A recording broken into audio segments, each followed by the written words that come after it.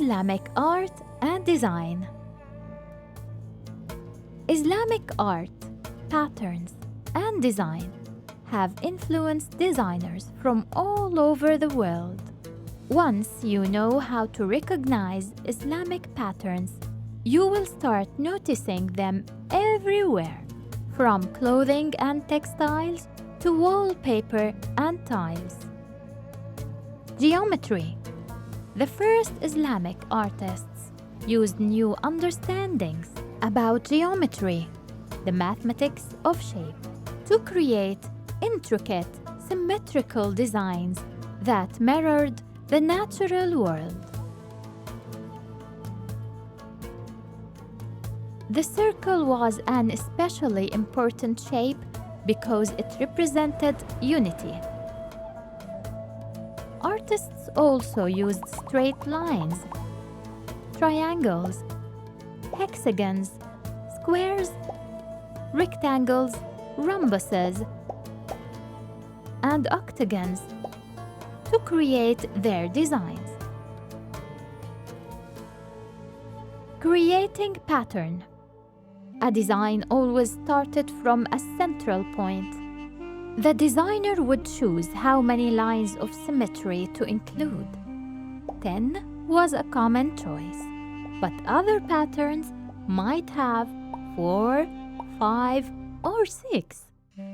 Lines and shapes radiated from the center, overlapping and tessellating.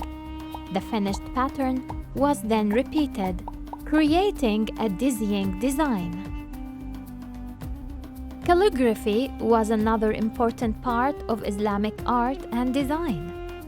Arabic is a beautiful written language, and artists incorporated its swooping letters into their designs. It was common to include words of praise to God, Allah, or to local rulers on the walls of buildings. Designs might also feature words from the Quran, poetry, or wise sayings. The book business boomed during the Islamic Golden Age. Calligraphers copied out manuscripts by hand, and the most important and expensive books were decorated using geometric designs, bright colors, and gold leaf. Color. In Islam, blue symbolized the hidden depth of the universe, and turquoise was believed to be a protective color with mystical properties. Gold was a symbol of purity and nobility. These colors were used throughout Islamic art, especially on mosques. On a sunny blue sky day, it would be hard to see where each building ended and the sky began, and perhaps that's exactly what their designers intended.